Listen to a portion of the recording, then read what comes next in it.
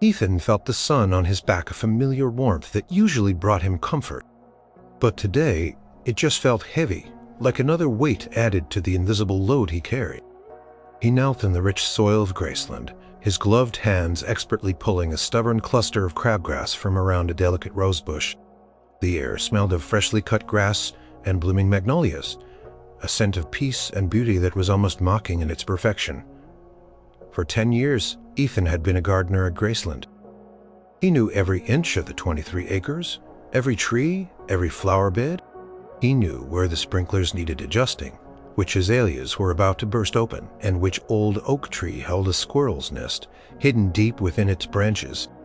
Graceland wasn't just a job, it was his sanctuary, a place of quiet pride in a life that otherwise felt like a constant struggle. He loved the work, the feel of the earth, the way he could transform overgrown patches into vibrant displays of color and life. He liked the solitude, too. Most days, it was just him and the plants, a peaceful world far removed from the anxieties that gnawed at him the moment he stepped off the property. But lately, even Graceland felt different. The beauty still shone, but the quiet pride was tinged with desperation. The weight he carried wasn't just the garden hose slung over his shoulder or the heavy bags of mulch he hauled. It was the weight of overdue bills, the hum of the old refrigerator that sounded more like a dying breath every day, and the worried lines etched into his wife Sarah's face. His daughter Lily was the real reason. Lily, with her bright eyes and infectious laugh, was only 6, but she'd been sick a lot lately. Persistent cough that wouldn't go away, fevers that flared without warning, and a general listlessness that stole her usual energy. Doctors' visits were piling up, each one adding to the mountain of medical debt. Ethan worked extra shifts whenever he could, trimming hedges late into the evenings, arriving before dawn to prune the trees. But it never felt like enough. His old pickup truck, a rusty blue Ford that had seen better decades, coughed and sputtered on the way to work. Each morning, a constant reminder of another potential expense he couldn't afford. He skipped lunch most days, saving a few dollars here and there, though his stomach often rumbled in protest. He made sure Sarah and Lily ate first, always. Today his mind kept drifting to the eviction notice they'd received last week. It wasn't a final one, not yet, but it was a stark warning. If they didn't come up with the back rent soon, they'd lose their small house, the only home Lily had ever known. The thought made his chest tighten, a cold dread spreading through him.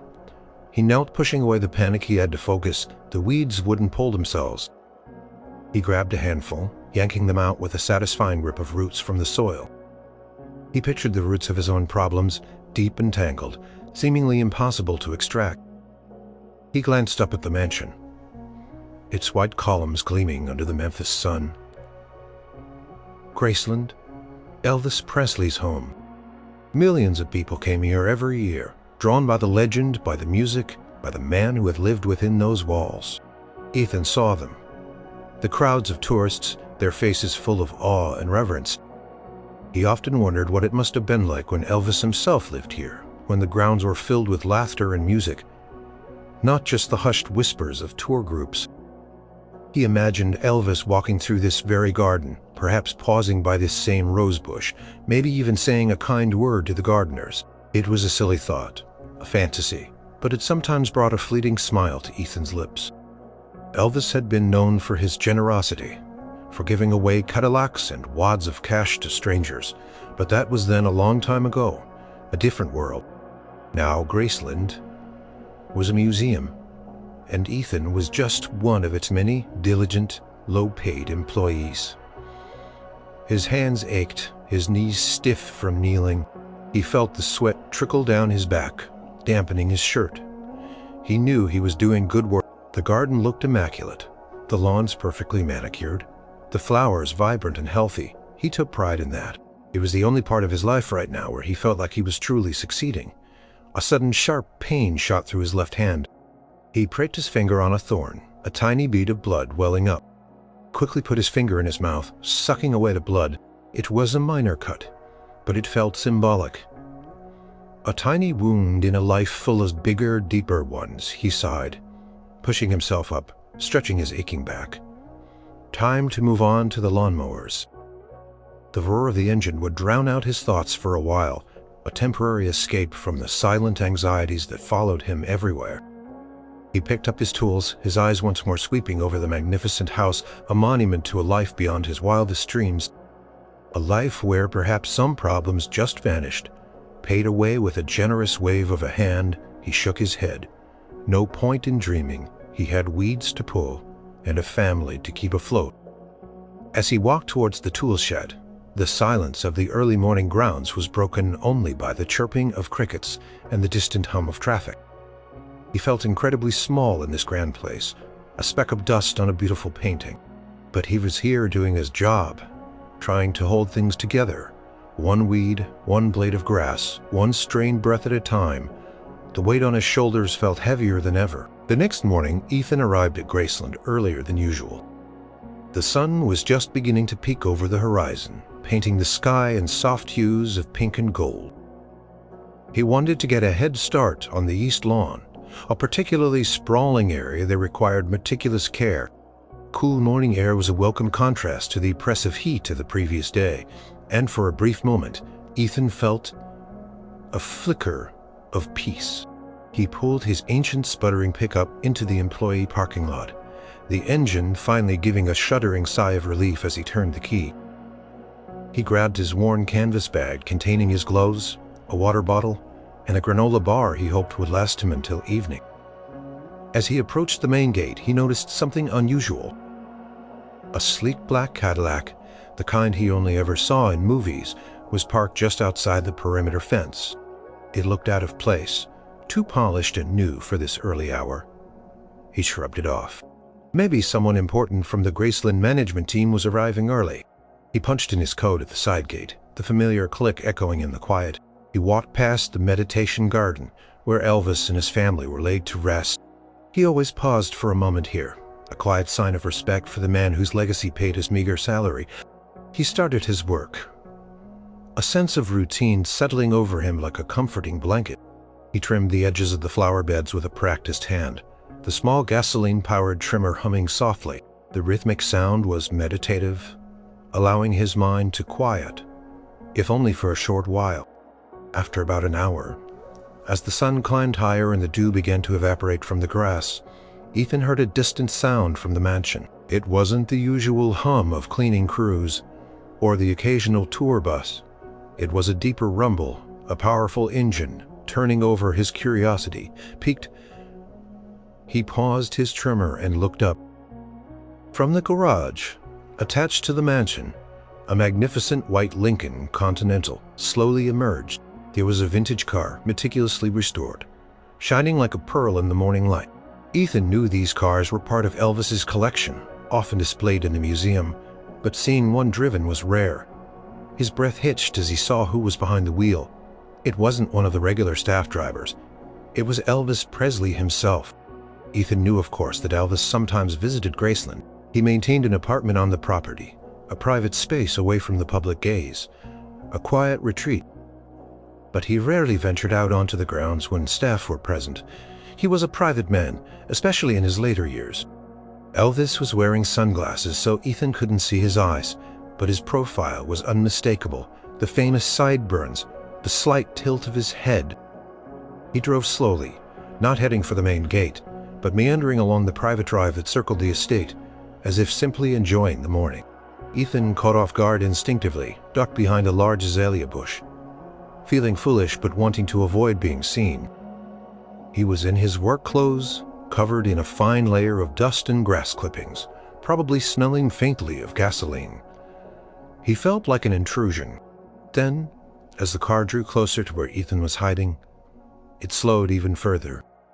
Elvis wasn't looking at the azalea bush, but rather at the newly manicured lawn, the precisely trimmed hedges, the vibrant flower beds that Ethan had tended with such care. There was a moment to pause in time, where Elvis seemed to be truly appreciating the beauty of his home. Ethan, peeking through the leaves, watched the king of rock and roll. There was a quiet dignity about him, a certain pensiveness. He wasn't the flashy, energetic performer seen in old videos. He was simply a man enjoying a quiet moment on his own property. Then, as the car passed directly in front of the azalea bush, Ethan felt a jolt. Elvis's head turned slightly, almost imperceptibly in his direction. Through the dark sunglasses, Ethan couldn't be sure, but he felt as though their eyes had met a quick, almost imperceptible nod. It was so subtle.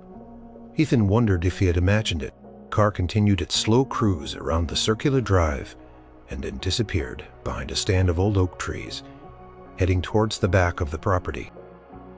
Ethan slowly stood up, his heart thumping a little faster than usual. He felt a strange mix of emotions: awe, a little embarrassment, and a profound sense of having witnessed something intimate and rare. Elvis had seen him. He hadn't stopped, hadn't spoken, but he had acknowledged Ethan's presence, perhaps even his work. He looked around, feeling a sudden self-consciousness. Had anyone else seen? No, the grounds were still mostly empty. It was just him. He picked up his trimmer, his hands trembling slightly. The rhythmic hum now felt different, imbued with a new significance. He wasn't just a gardener anymore. He was a gardener who had been seen by Elvis Presley. The brief encounter, the almost invisible nod settled into Ethan's mind. It was a tiny moment, barely a blip in the grand scheme of things, but it sparked something in him.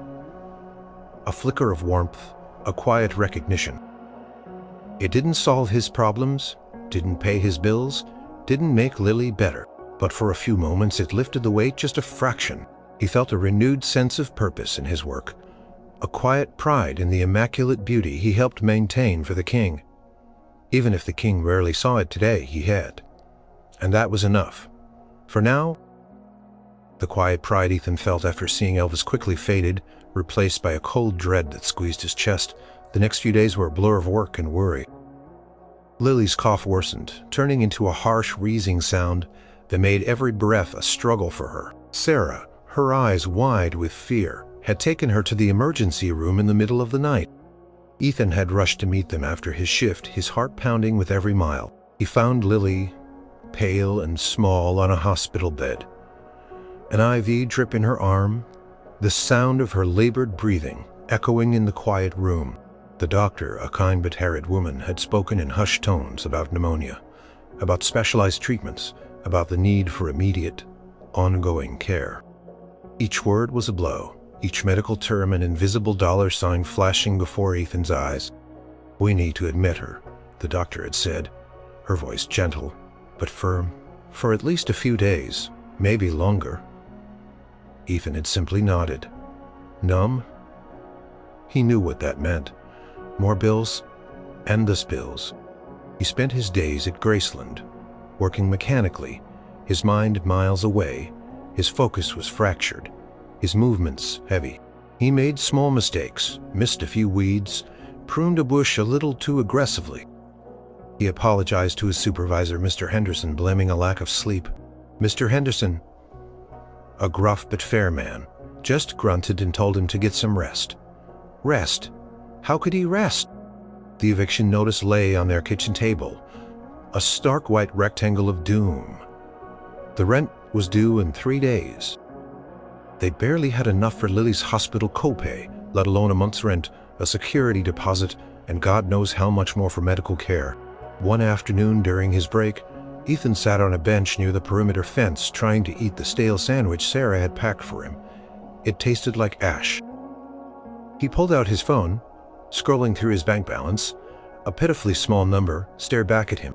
He checked his work schedule again, hoping for an extra shift. Anything. Nothing. He called Sarah, his voice low, trying to sound calm. "How's Lily?" "A little better," Sarah said, her voice thin with exhaustion. "The antibiotics are helping. But she's still so weak." There was a pause. "Ethan, they gave us the estimate." Ethan closed his eyes. He didn't need to hear the number, he could feel it. A physical weight pressing down on him. "It's okay, honey," he lied, his voice cracking slightly. "We'll figure it out." He felt a wave of shame wash over him. He was supposed to be the provider, the strong one, but he felt utter lighter. He wanted to scream, to punch something, to run until he couldn't feel anything anymore. Instead, he just sat there, the sandwich forgotten in his hand. He had considered asking for an advance on his pay, but he already knew the answer. Graceland was a business, and while they were fair, they weren't a charity. Plus, he had a deep-seated pride. He didn't want to beg, didn't want his struggles to be public. He wanted to fix this himself, just like he fixed the overgrown flower beds. But this problem was bigger than any weed. He started working longer hours unpaid. He would finish his assigned tasks, then spend another hour or two just tidying up, pulling a few extra weeds, sweeping paths that had just been cleaned. He hoped his diligence would be noticed, that perhaps a small bonus, a tiny recognition might come his way. It was a desperate, foolish hope, but he clung to it. His colleagues, mostly older men and women who had worked at Graceland. "Rough night?" Ethan, one of them, old Gus, asked kindly. Gus had been there since before Elvis bought the place. Ethan forced a smile. "Just trying to catch up." Gus just nodded. A knowing look in his eyes. He'd seen plenty of people struggling over the years. Graceland was a beautiful place, but it didn't pay a king's ransom to its gardeners. That evening, as Ethan drove his sputtering truck home, the weight in his stomach felt like a cold stone. He pictured Lily so small and vulnerable in that hospital bed. He pictured Sarah so brave but clearly terrified. He had to do something, but what? He considered a second job, but his shifts at Graceland were long, and his energy was already depleted. His body ached constantly. He thought about selling some of their meager possessions, but they had so little of value. He pulled into his driveway, the headlights of his truck illuminating the faded paint of their small house. It looked fragile, almost ready to crumble under the weight of their troubles. The porch light was on a beacon of weary hope. Sarah was waiting for him. He walked into the house, forcing a tired smile. Sarah met him, her face drawn but a flicker of hope in her eyes. "They said Lily can come home tomorrow," she whispered, relief washing over her face. Ethan felt a surge of gratitude, followed immediately by renewed panic. She was coming home, that was good, but the bills were still there, waiting. And now there would be follow-up appointments, medications. He hugged Sarah tightly, burying his face in her hair. "That's wonderful, honey. That's really wonderful." He tried to sound convincing, but inside the storm was gathering, dark and heavy. He felt a desperation he hadn't known before, a cold fear that he was failing his family. He looked out the window at the dark sky. The stars seemed impossibly distant, uncaring. He was on his own, he always had been. Elvis Presley rarely left the private apartment he maintained at Graceland. The mansion, while his home, had become a public shrine, a place where millions came to gaze upon his past. He appreciated the love, the devotion, but it also felt like a gilded cage. He often found solace in the quiet solitude of his private quarters, watching old movies, reading, or simply gazing out the windows. From his bedroom window, which overlooked a meticulously manicured section of the estate, Elvis often observed the garden staff. He liked the quiet efficiency of their work, the way they moved through the vast grounds, shaping and nurturing the landscape. He had always loved Graceland's gardens. They were his oasis, a place where he could feel truly at peace.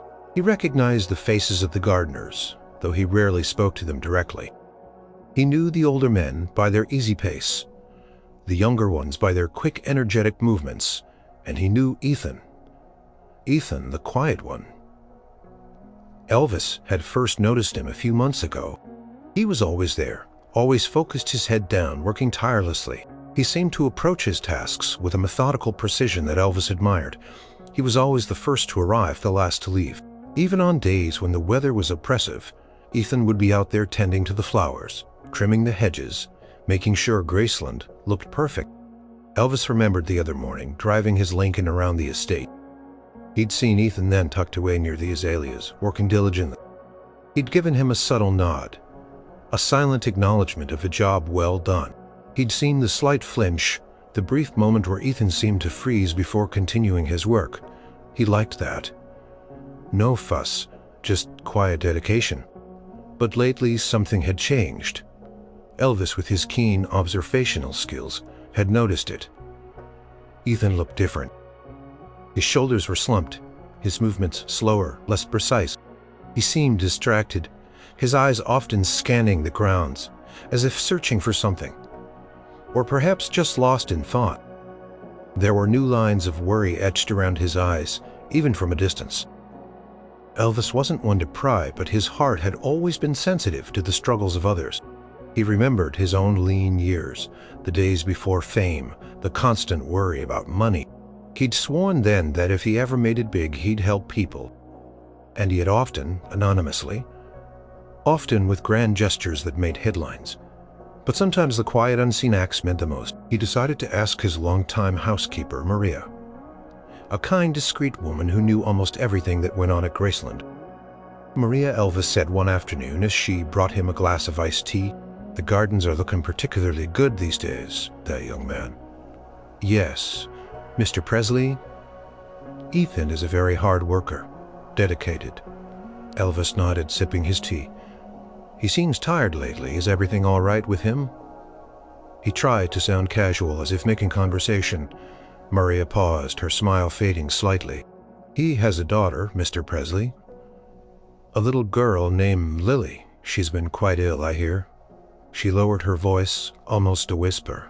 "Pneumonia, I believe. In the hospital for a few days." Elvis felt a pang in his chest. A sick child. That was a burden he couldn't imagine. He knew how much he doted on Lisa Marie, how he'd move heaven and earth for her. He could only imagine the fear and helplessness a man like Ethan must be feeling. "Oh," Elvis said, feigning a casual interest. "I see. I hope she gets better soon." Maria nodded sympathetically. "Yes, she's home now, I hear. But it must be very difficult for them. Medical bills can pile up so quickly." Elvis remained silent for a moment, his mind working. Maria was perceptive. She knew he was fishing for information, but she also knew his nature, his quiet generosity. She simply went back to her dusting, leaving him to his thought. He walked over to the window again, looking out at Ethan, who was now meticulously raking leaves near the long driveway. His movements were slow, almost heavy. He looked like a man carrying the weight of the world on his shoulders. Elvis decided he needed more information, but discreetly, he called his longtime secretary. "Sue." Sue was a master of efficiency and discretion. "Sue," Elvis said, his voice calm. "I've been thinking about the garden staff. They work so hard. Is there some kind of bonus system for exceptional effort?" Sue, ever professional, responded immediately.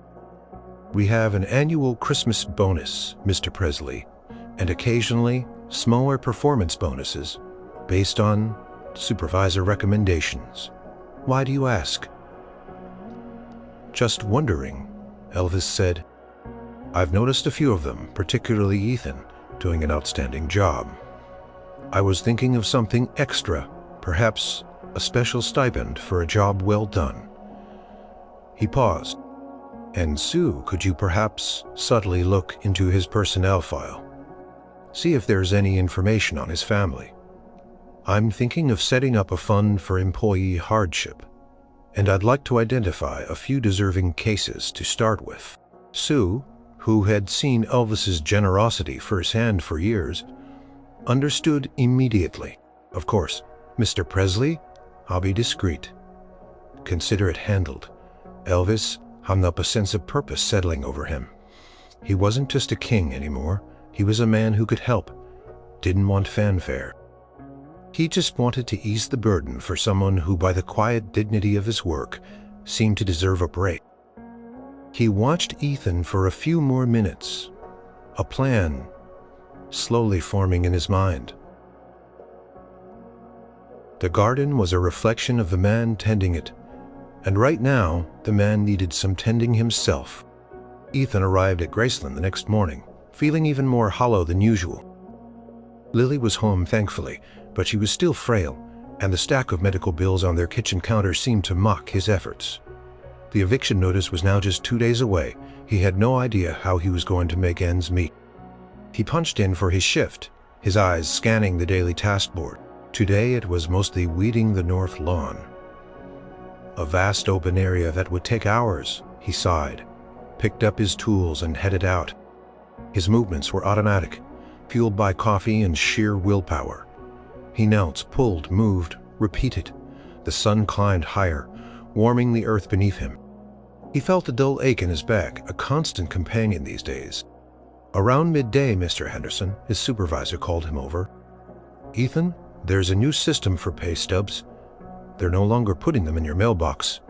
They're in your locker, in the break room. Just a heads up." Ethan nodded, not really registering the change. He rarely looked at his pay stubs anyway. He knew what he made, and it was never enough. Later that afternoon, exhausted and covered in dirt, Ethan decided to head to the break room to grab his stub. Maybe there was an extra hour of overtime he'd forgotten about, a desperate thought. The small, cluttered room smelled of stale coffee and disinfectant. He located his locker, the paint peeling, the handle worn smooth. He opened it, expecting to find only his water bottle and perhaps an old glove. Ethan's breath caught in his throat. He stared at the money, his mind racing. $100, $200, $500, $1,000, $1,500, $2,000. $2,000. His heart hammered against his ribs. This was more money than he'd seen in a single lump sum in years. It was enough to cover the overdue rent with a little left over for Lily's immediate medical needs. But where had it come from? There was no note, no explanation, no name, nothing. Just the cash. He looked around the empty break room. He checked his locker again as if an explanation might suddenly appear. Nothing. He felt a surge of suspicion. Was this some kind of mistake? Was it a joke? A trap? He carefully counted the money again. $2,000. It was real. He thought about turning it in, but the image of Lily's pale face, the stack of bills on his counter, the eviction notice, they flashed through his mind like a frantic movie. This money could save them. This money could give them breathing room, a chance to catch up.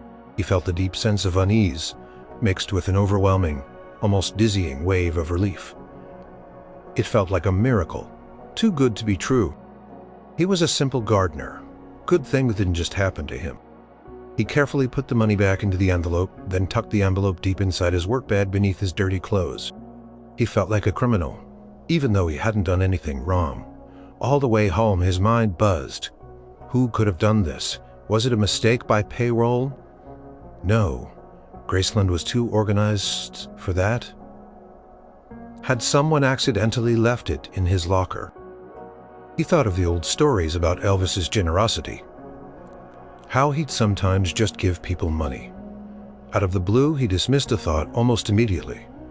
Elvis didn't live in Graceland like that anymore. He was a legend, a recluse. It couldn't be him, could it?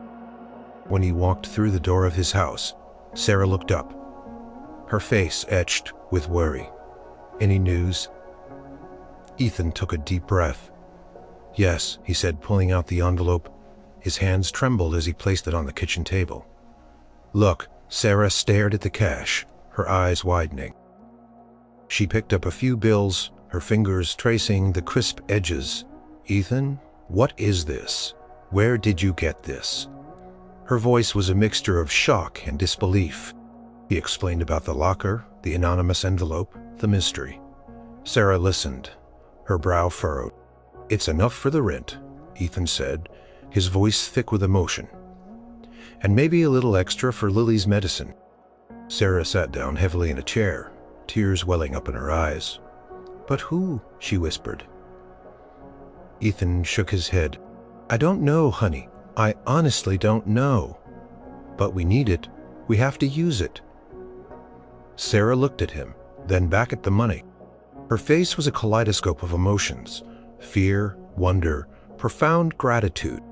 "It's like a gift from God," she whispered, reaching for his hand. Ethan squeezed her hand, a lump in his throat.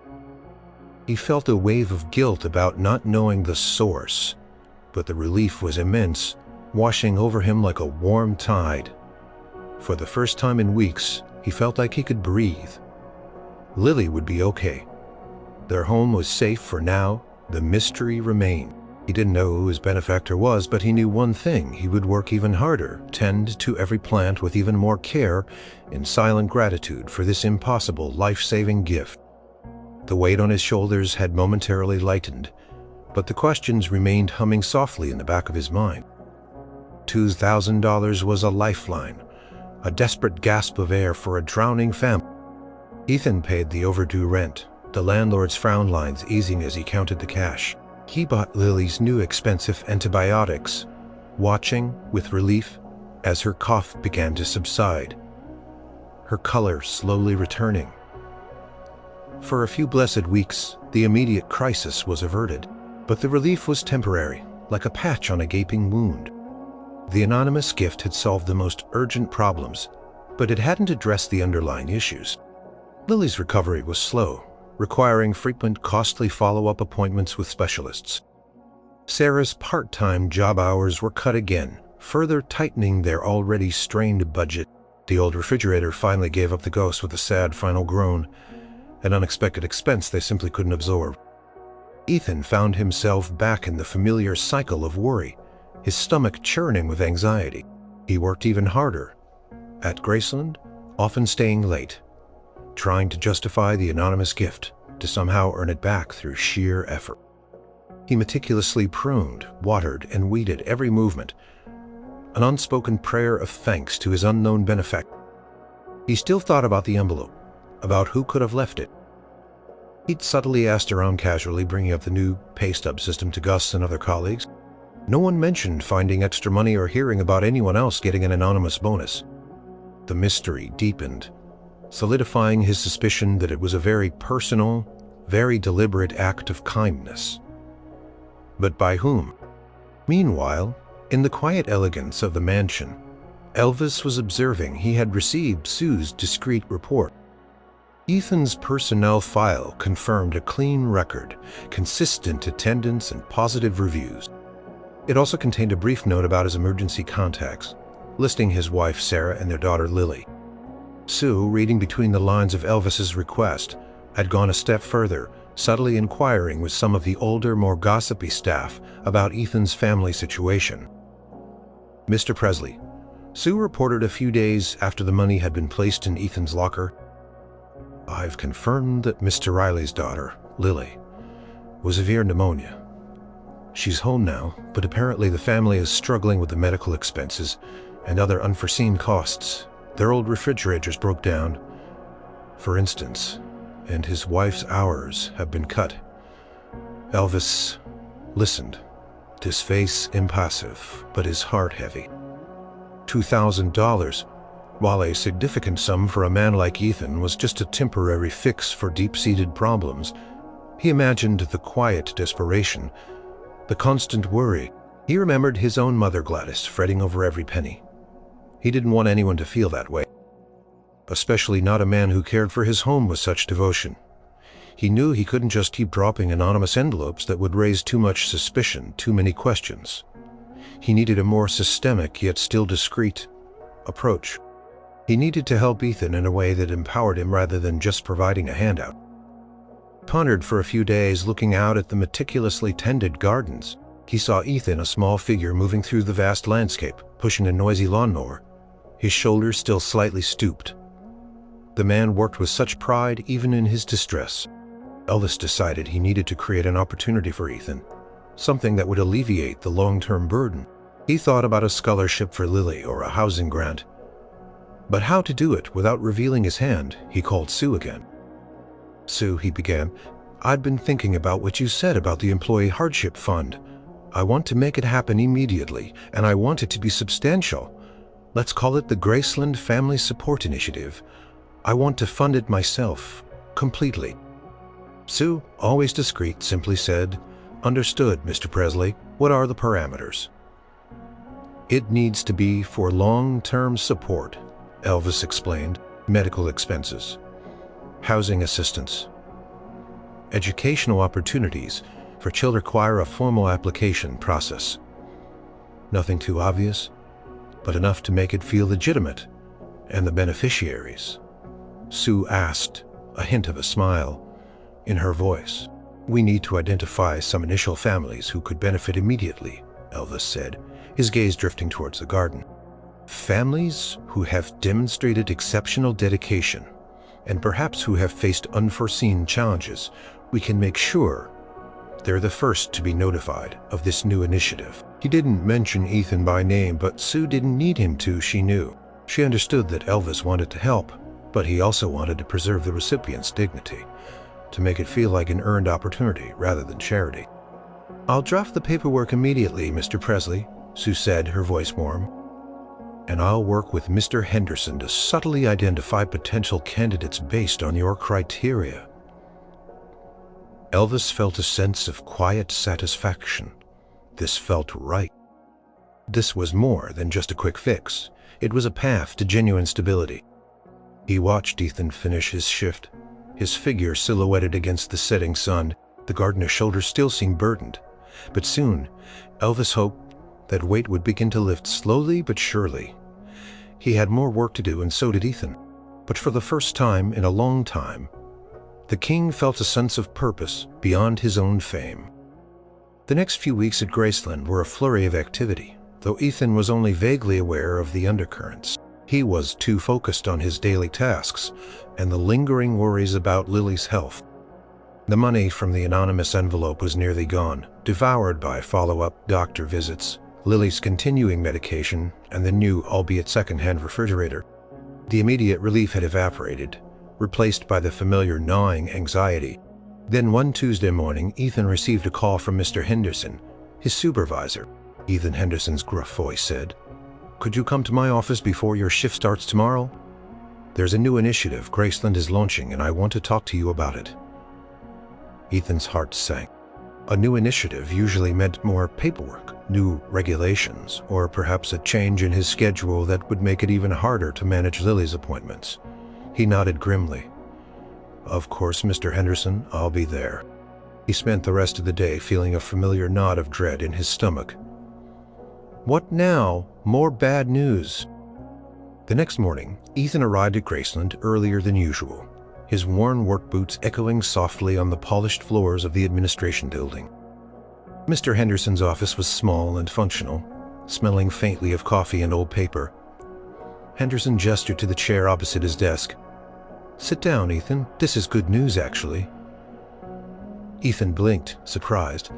Good news? He couldn't remember the last time he'd heard those words directed at him.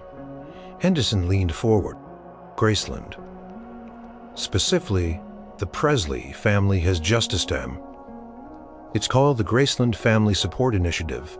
It's designed to assist employees and their families who are facing unforeseen. The fund is substantial," Henderson continued, "and it's entirely privately funded by the Presley estate. They want to ensure their dedicated staff are supported, especially during difficult times." Handing it to Ethan. Relief, disbelief, and a flicker of suspicion. Was this connected to the anonymous envelope? It had to be. The fund can provide grants for medical expenses, housing assistance, and even educational scholarships for children, Henderson explained. "It's not a loan, Ethan. It's a grant. It's designed to help you get back on your feet." "But why me?" Ethan stammered, his voice hoarse. "I mean, I'm just a gardener. There are so many others," Henderson smiled. He paused, his gaze softening. "Think of it as Graceland taking care of its family." He pushed a folder across the desk. "This is the application. It's mostly for formality. We've already documentation for Lily's medical bills and any housing statements you have. Once approved, the funds can be directly paid." To the pain. He saw the potential for Lily's ongoing treatment, for their peace of mind, for a future free from the constant shadow of debt. He thought about the anonymous envelope. He thought about Elvis driving his Lincoln on the grounds, the subtle nod. It couldn't be a coincidence, it had to be him. But how could he ask? How could he know for sure? "Mr. Henderson," Ethan said, his voice barely a whisper. Henderson hesitated for a moment, a subtle shift in his expression. "The fund was established by the Presley estate. Ethan, that's all I can tell you. They prefer to remain private about their generosity. They just want to help. It wasn't a direct answer, but it was enough. Elvis the King. He was doing this quietly. Ethan felt a lump form in his throat, a wave of profound gratitude washing over him. This wasn't just money. It was a validation. It was a sign that his unseen struggles had been seen and that his silent dedication had been acknowledged. He clutched the folder, his eyes stinging. "Thank you so much, Henderson," he managed to choke out. "Thank you so much." Henderson nodded, his smile widening. "Go on, Ethan. Go take care of your family and keep up the excellent work in the garden. It truly shines." Ethan left the office, his head spinning. He felt lighter, as if a monumental weight had been lifted from his shoulders. He walked to the gates of Graceland, his gaze drawn to the mansion. He looked up at the windows, wondering if the king was watching, if he knew the profound impact his quiet act of kindness was already having. He felt an overwhelming desire to thank him, but he knew he couldn't. Not yet. This was a gift, a hand-up given with such grace that it preserved his dignity. He would honor it by working even harder, by making sure Graceland continued to be the most beautiful place in Memphis. The Graceland Family Support Initiative truly was a turning point. Within weeks of Ethan submitting the mostly pre-filled application, the tide began to shift dramatically. The fund promptly covered Lily's outstanding medical bills, then set up a direct payment plan for her ongoing specialist appointments and medications. The fear that had constantly gnawed at Ethan's stomach began to recede, replaced by a cautious, then soaring sense of relief. Lily's health visibly improved. With consistent care and the right medications, her cough finally disappeared, her energy returned, and her bright laugh echoed through their small house once more. Ethan saw the color return to her cheeks, the spark in her eyes, and his heart swelled with an emotion so powerful it sometimes brought tears to his eyes. The fund also covered the cost of their new reliable refrigerator, and even provided a small grant for housing assistance, ensuring they wouldn't have to worry about overdue rent for the foreseeable future. Sarah, seeing the burden lift, found a renewed sense of hope. She started taking on more hours at her job. No longer constantly distracted by financial dread, the atmosphere in their home transformed from one of quiet desperation to one of cautious optimism, then to genuine peace. Ethan continued to work at Graceland, but his spirit was different. The weight was gone. He still worked with the same dedication, but now it was out of gratitude, not fear. His movements were lighter, his focus sharper. He found himself whistling as he raked leaves, humming softly as he trimmed hedges. He noticed the small details, more the way the light hit the leaves in the morning, the scent of the honeysuckle blooming by the fence. Graceland felt like a true sanctuary again, a beautiful place where he found peace and purpose. He often thought about the anonymous envelope. And now, the Graceland Family Support Initiative pieced together the clues, the timing of the envelope. After Lily's first hospital visit, the rapid establishment of the fund, right when their problems deepened, Mr. Henderson's veiled hints about the Presley. It all pointed to one person. He watched for Elvis now, not with a sense of awe or distant admiration, but with profound gratitude. He still rarely saw the king, but sometimes from his vantage point in the garden, he would catch a glimpse of a light on in Elvis's private apartment late at night, or see the Lincoln pulling out for a quiet drive in the early morning. One morning, Ethan was meticulously pruning the rose garden near the mansion's main entrance. He was so engrossed in his work that he didn't hear the soft footsteps approach until a voice deep and resonant spoke directly behind him. "Those roses are looking exceptionally good, Ethan." Ethan froze his pruning shears still. He slowly turned. It was Elvis. He stood a few feet away, dressed in casual clothes, his famous eyes hidden behind sunglasses. He held a cup of coffee and a quiet smile played on his lips.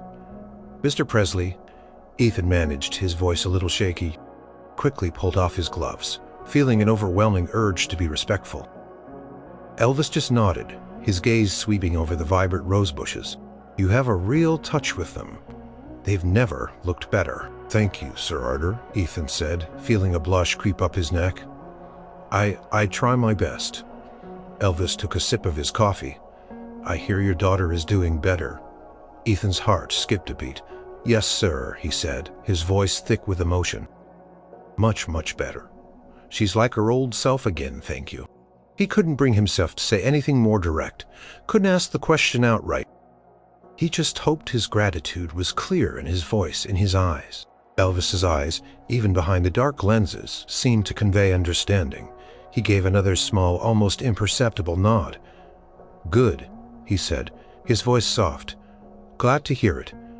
A parent's worry is the hardest kind." He paused, looking at Ethan, a knowing expression on his face. "We take care of our own here, Ethan, always have." He didn't need to. The words, the look, the quiet moment, they spoke volumes.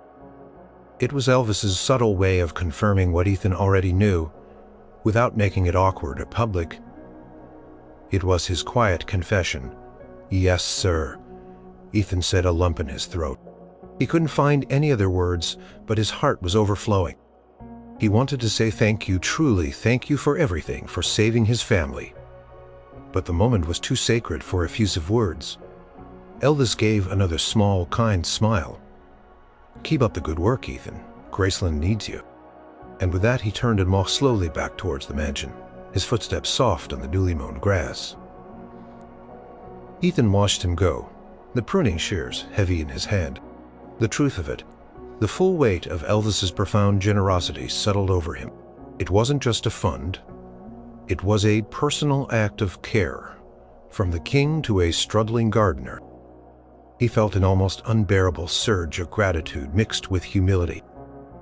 His life had been transformed, not by a lottery win, but by the quiet, compassionate heart of the man who lived in the mansion on the hill.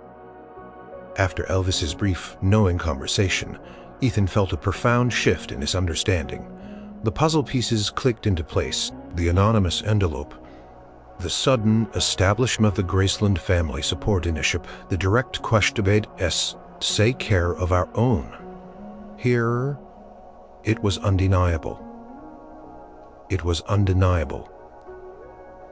It was undeniable. It was undeniable. It was undeniable. It all's hurt, so made. He was just a gardener, one of many employees. Yet the king of rock and roll had taken notice of him, had seen his struggles, and had reached out in the most profound way imaginable. Continued his work, but his hands moved with a new reverence. Every petal he tended, every blade of grass he trimmed, felt like an act of devotion, a silent thank you. He longed to express his gratitude directly, to tell Elvis how much his generosity had meant, how it had saved his family. But he also understood the delicate nature of Elvis's kindness. It was given quietly, without fanfare, to preserve dignity. To approach him with effusive thanks might break that unspoken understanding, might make Elvis uncomfortable.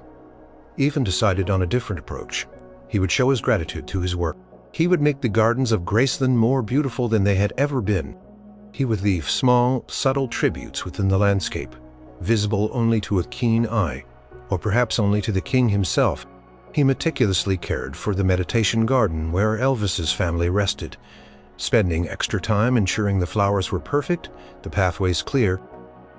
Pruned a specific rose bush near the main entrance that Elvis often admired, making sure it was always in full, glorious bloom.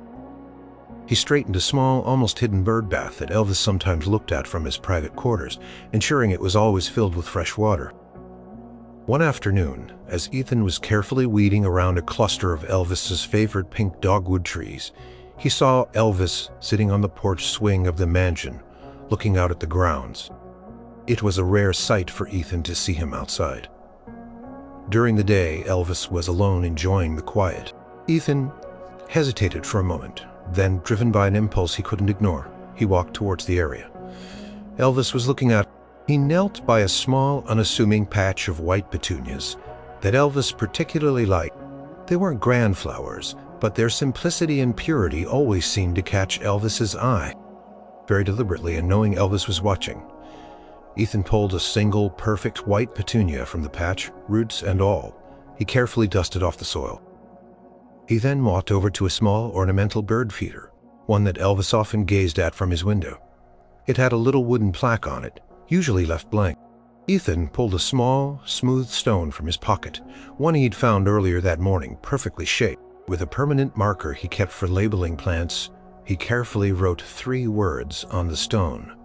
With deepest thanks. He gently placed the stone at the base of the bird feeder. Then, with the white petunia in hand, he walked over to a planter by the steps leading up to Elvis's private apartment entrance. He carefully made a small hole in the soil and planted the petunia.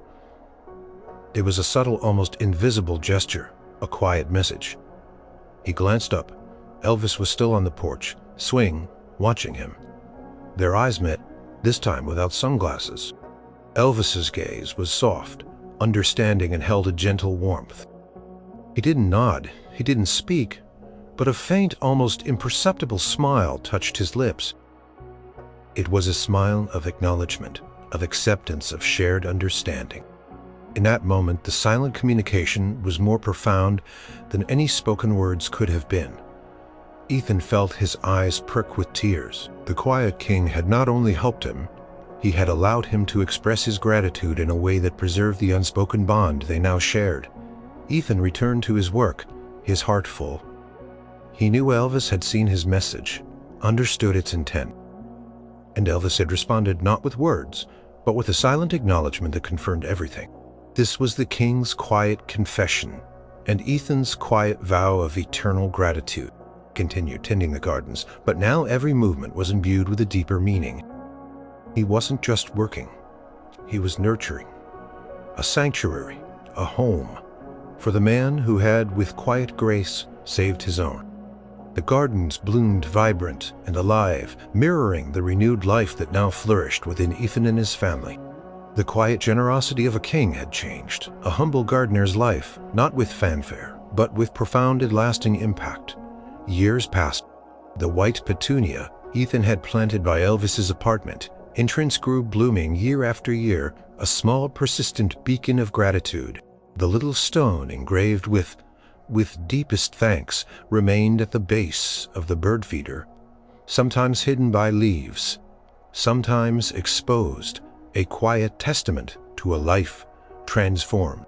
Ethan continued to work at Graceland, his dedication unwavering. He was no longer the tired, anxious man weighed down by impossible burdens. He was still the quiet, hard-working gardener, but now his movements were imbued with a joyful energy, a deep contentment. The lines of worry around his eyes had smoothed, replaced by the subtle crinkles of a man who smiled. Often, Lily grew into a healthy, vibrant young woman.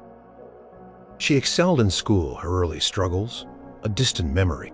The Graceland Family Support Initiative continued to be a blessing, quietly covering her college tuition. A silent testament to Elvis's foresight and lasting compassion. Ethan and Sarah often spoke of their mysterious benefactor, never directly naming Elvis in public, but always knowing in their hearts who it was. They instilled in Lily a deep appreciation for the kindness of strangers, for the importance of giving back, and for the quiet power of generosity. Graceland itself thrived. The grounds under Ethan's meticulous care flourished. Tour guides often pointed out the pristine beauty of the gardens, crediting the dedicated staff.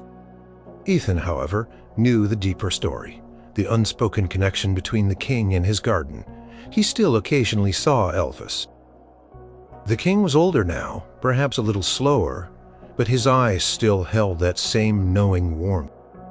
Sometimes, when Elvis took a rare private stroll through the gardens, he would pause near the white petunia, or cast a glance at the bird feeder, and sometimes his eyes would meet Ethan's and a quiet, understanding smile would pass between them, a silent acknowledgement of the bond forged in kindness. Ethan never spoke to Elvis directly about the money or the fun. He didn't need to. Their connection was beyond words, a shared secret of profound gratitude and silent generosity. It was a relationship built on trust, respect, and the unspoken understanding that true kindness didn't need a spotlight. One autumn afternoon, as the leaves began to turn golden, Ethan was raking the last of the fallen leaves near the mansion. He looked up at the iconic white columns, the elegant facade. This wasn't just a house to him anymore. It was a symbol of hope, a monument to a heart that continued to give long after the headlines faded. He thought back to that desperate time, the crushing weight of the bills, Lily's pale face, the threat of losing their home. He remembered the anonymous envelope, the disbelief, the hope, then the fun, the transformation, the slow lifting of the burden, and finally Elvis's quiet confession, the silent affirmation that had filled his heart to overflowing. He was still a gardener, still working with his hands in the soil, but his life was no longer about just surviving. It was about thriving, about living with a grateful heart, and about honoring the quiet legacy of a king who had seen him, truly seen him, and changed his life forever. The gardens of Graceland bloomed a vibrant tapestry of life, and color nurtured by Ethan's hands, but truly cultivated by the quiet generosity of Elvis Presley. And in every flourishing flower, every perfectly manicured lawn, there was a silent story of how one man's quiet kindness had blossomed into a gardener's lifelong gratitude, creating a beautiful and enduring testament to the king's true spirit. The spirit of Graceland, for Ethan, was not just about the music or the fame, but about the profound, quiet heart of the man who called it home.